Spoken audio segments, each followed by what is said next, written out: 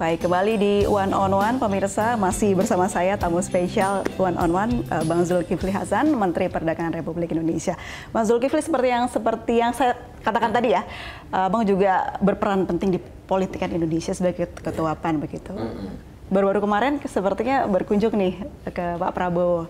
Ada pesan tersebut? Oh iya, saya 2 kali ketemuan Pak Prabowo ke kantornya.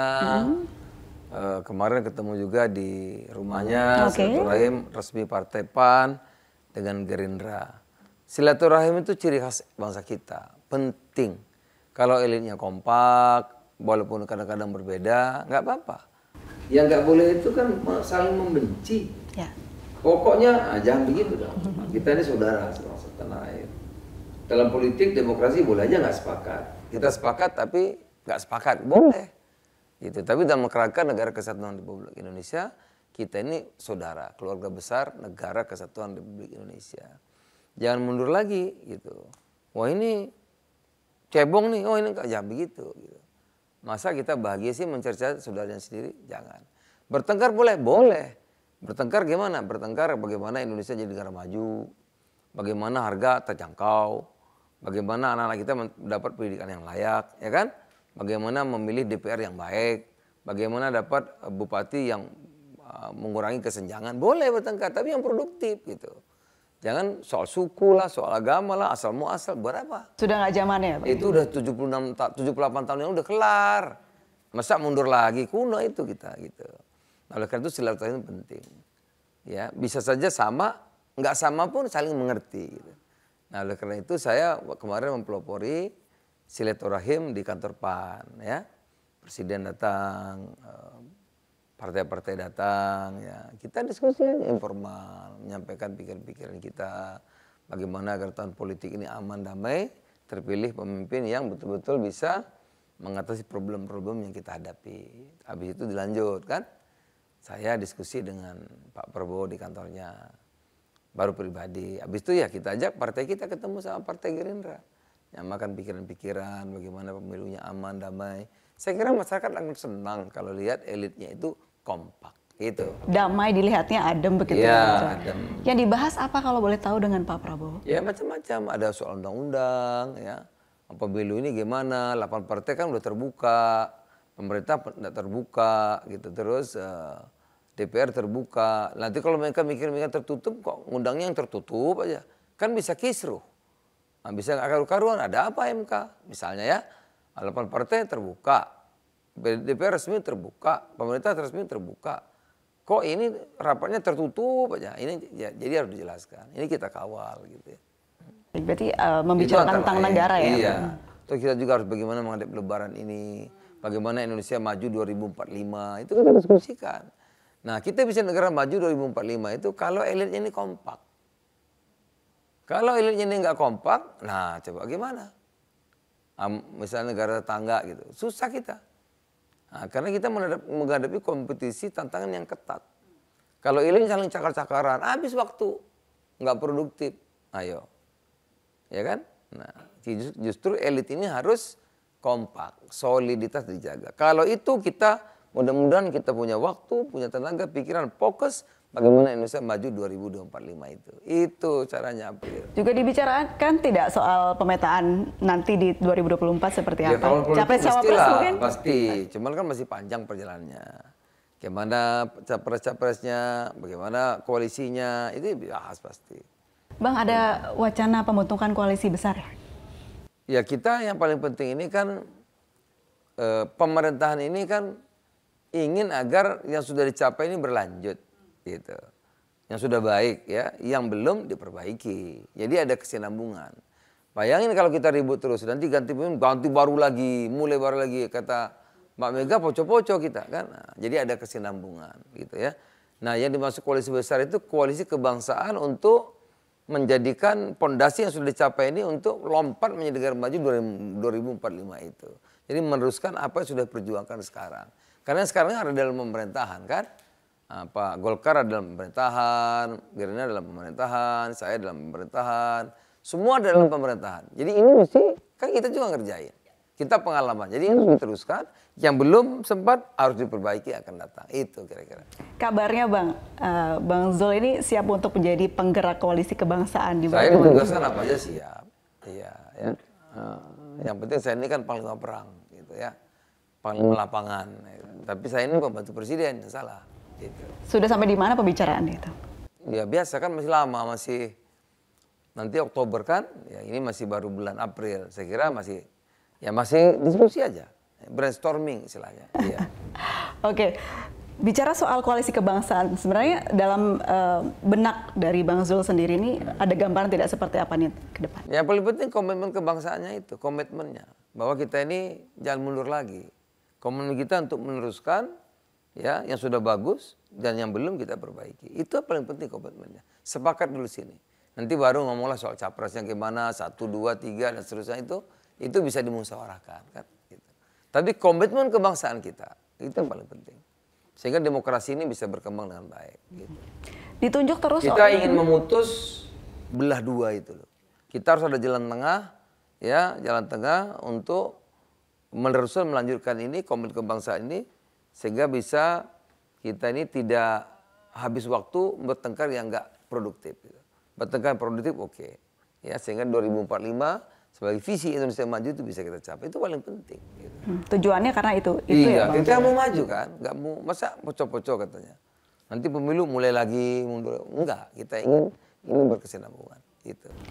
Bang Zul ini seakan-akan presiden tidak salah memilih Bang Zul untuk menjadi Menteri Perdagangan dan akhirnya merembet ke sini selalu dipilih begitu oleh presiden dalam beberapa kesempatan. Apakah ini artinya Bang Zul akan menjadi ya sosok lanjutan untuk pemerintahan selanjutnya? Saya pokoknya nggak mikir, saya kan nggak ada apa namanya itu kepentingan lain kecuali agar kita ini, bangsa kita ini jangan menyia-nyiakan apa yang Tuhan berikan kepada kita, Allah berikan kepada kita. Kesempatan luar biasa, segala potensi kita punya. Tinggal elitnya ini jangan musuhan, kompak. Kalau elitnya kompak, rakyatnya ikut. Nah, kalau nanti elitnya tengkar, bawahnya juga pecah belah. Habis waktu kita gitu, ya.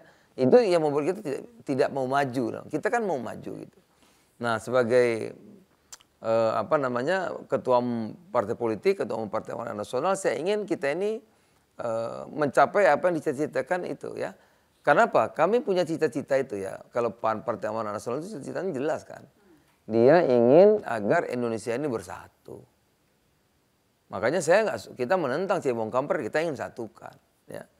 Gak usah nanya asal usul, kita ini pasti beda. Ya, saya dari Lampung, saya kan nggak milih, dari sananya akhirnya. Justru keragaman itu kan keniscayaan. Satu wilayah kalau dia hanya satu jenis pohon monokultur cepat punah. Oleh karena itu keanekaragaman hayati itu satu keniscayaan sunnatullah. Begitu juga kita hidup, manusia itu keragaman itu.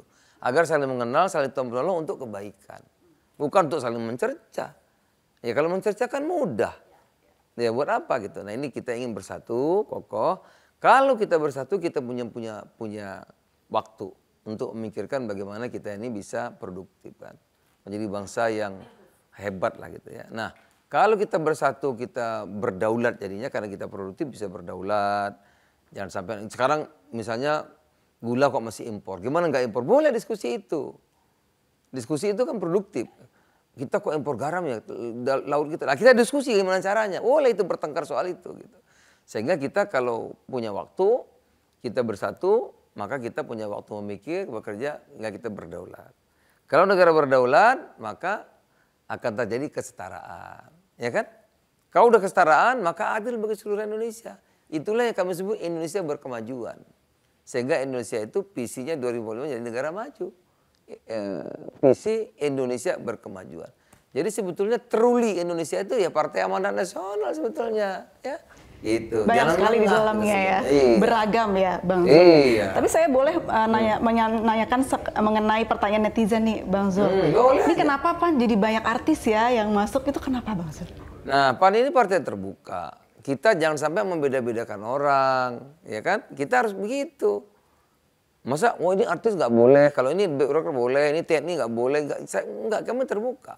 Makanya logo PAN tuh matahari kan. Matahari itu filosofinya apa sih?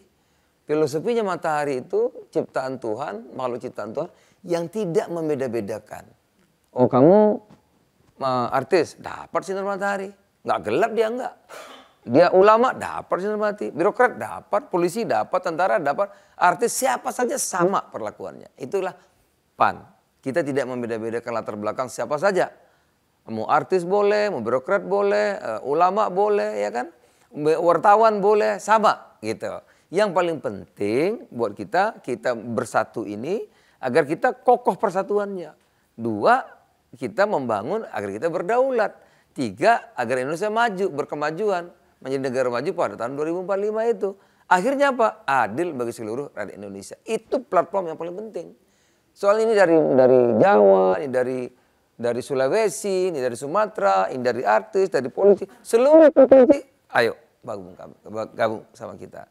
Yang penting dia punya kompetensi dan prestasi, dia akan jadi. Nah, ini menarik bicara soal kompetensi dan prestasi. Iya, seperti apa PAN membentuk kualitas dari kader-kadernya nanti di... Ya kita ada sekolah, rekrut juga tentu diperhatikan ya. Yang paling penting dalam demokrasi itu kan pilihan rakyat. Karena rakyat ini kan suaranya rakyat, suara Tuhan. Gitu. Pilihan itu. Oleh karena itu kami menentang pilih tutup. Oh, nanti boleh tutup siapa wakilnya gitu. Karena kita minta rakyat mengawal MK ini agar terbuka. Gitu. Bang Zul, tapi ini menarik sekali, banyak sekali menteri yang double ya Bang Zul, seperti Bang Zul berperan di kementerian, namun juga berperan sebagai politik di Indonesia begitu. Bagaimana cara menjaganya untuk bisa menteri itu kan jabatan politik memang ya, karena demokrasi itu semua harus melalui partai politik. Menjadi presiden harus daftar partai politik, jadi DPR partai politik, jadi gubernur partai politik. Karena pilar demokrasi itu ya melalui partai politik. Nah tentu sekarang saling melengkapi. Tujuan berpartai itu kan mensejahterakan rakyatnya. Kan teori kedaulatan itu yang berkuasa ini rakyat. Yang berkuasa rakyat. Cuma rakyat kan nggak bisa jadi menteri semua, nggak bisa jadi presiden semua. Maka dalam teori demokrasi kedaulatan itu dipilih. Yang dipilih siapa? Presiden. Pilih Pak Jokowi. Yang berrakyat tadi karena Pak Presiden dipilih, maka kedaulatan rakyat ini pindah ke sini. Makanya presiden itu sebagai kepala negara dan kepala pemerintahan. Presiden nggak bisa kerja sendiri. Cari pembantu-pembantu, menteri-menteri. Makanya menteri itu namanya pembantu presiden. Apa tugasnya? Tugasnya itu nggak ada tawar-tawar.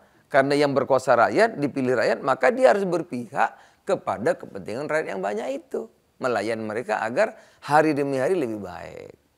Lebih adil, lebih makmur, lebih ya. Semua mau begitu. Tapi menghadapi bangsa yang besar tentu ada yang sudah, ada yang belum. Ya, Pak Jokowi berhasil membangun jalan dari Jakarta, Surabaya, tembus. Berapa presiden belum tembus. Saya dari Lampung, dulu ke Palembang aja bisa 1 hari. Sekarang 2 jam setengah tembus tol jadi. Atau gampang kata orang kalau bangun jalan asal ada duitnya. Kata bilang gampang. Bebasan lahan itu problem sendiri. Apalagi di Jawa. Buktinya berapa presiden nggak bisa. Pak Jokowi bisa gitu ya. Nah tapi apakah itu keberhasilan? Orang kalau dari sini Surabaya pasti senang lah. Jalannya udah highway kan. Begitu Sumatera ya. Begitu pelabuhan-pelabuhan banyak. Pasti orang senang. Oleh karena itu tidak heran kalau Pak Jokowi disurvei kepuasan 76. Tapi tetap aja dia nggak suka, nggak apa-apa. Tapi jangan benci gitu. Jangan kebencian ya. Itu. Jadi kita negara besar. Nggak mungkin sempurna semua. Ada yang belum juga. Ada yang sudah berhasil, ada yang belum. Tentu diakui itu. Oke. Kalau peran sebagai tokoh politik tidak usah ditanyakan lagi kontribusinya. Tapi kalau sebagai menteri, Bang Zul, bagaimana cara Anda mendukung pemilu 2024 nanti? Ya tentu saya ini kan ketua umum partai. Bayangin kalau misalnya kemarin Natarunya gagal gitu. Minyak gorengnya nggak terkendali, saya ditunjuk di sini. Bagaimana coba? Jadi harus sukses. Nggak ada pilihan. Kalau saya nggak sukses di sini, gitu gimana? Wah saya bisa babak belur dong. Ya kan orang mana bisa percaya. Kemarin kan minyak nggak terkendali tuh sampai dilarang diekspor. Coba kalau saya sampai sekarang nggak beres, ya hancur habis kita. Gitu. Rakyat susah, semua susah. Jadi tidak ada pilihan, harus kerja keras, harus ini yang utama.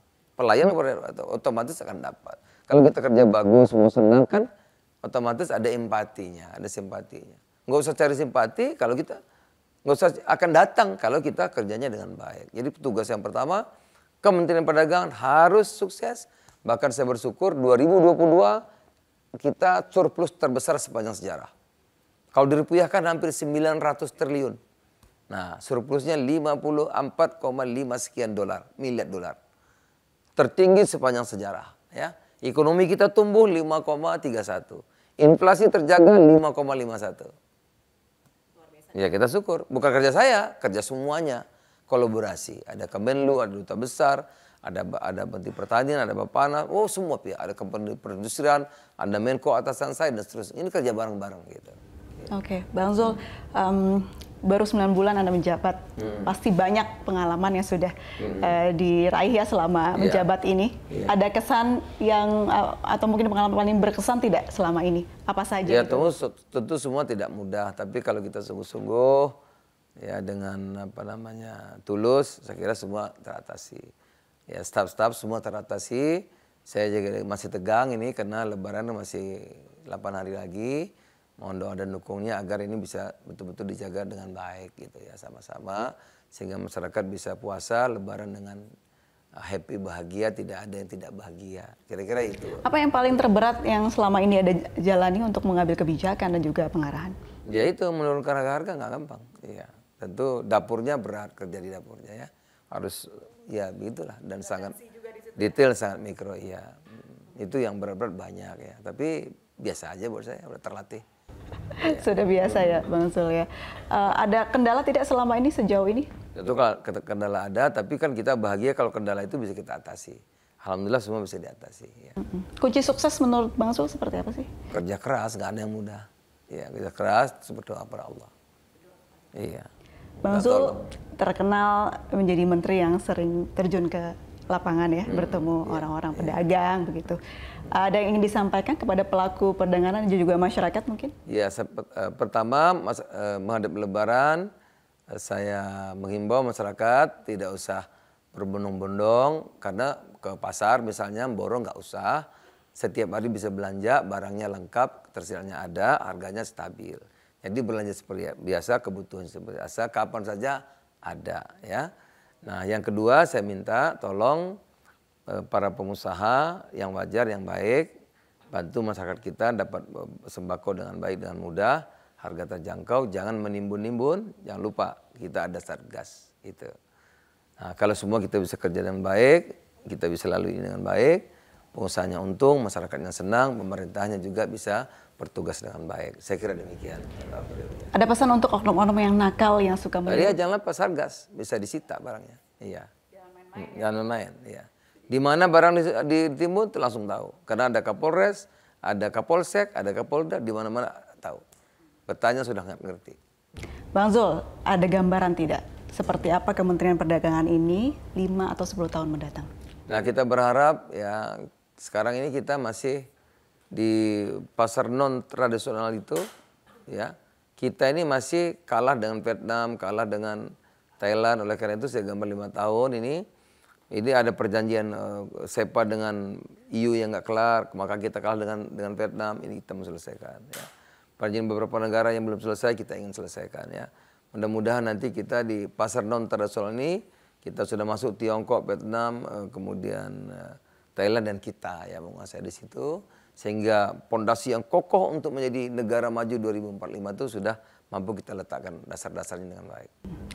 Bang Zul, dalam kesempatan yang bulan penuh berkah ini ya, ada yang mau disampaikan sebagai Menteri Perdagangan di bulan yang penuh berkah ini untuk masyarakat? Ya, mari saya mengajak selain tadi soal sembako, ini 10 hari terakhir. 10 hari pertama itu penuh rahmah, 10 hari kedua itu maghfirah, ampunan. Nah, 10 hari terakhir ini hari pembebasan dari api neraka. Bahkan ibadah-ibadah kita dijanjikan Allah, kalau ketemu malam Lailatul Qadar itu 1000 bulan.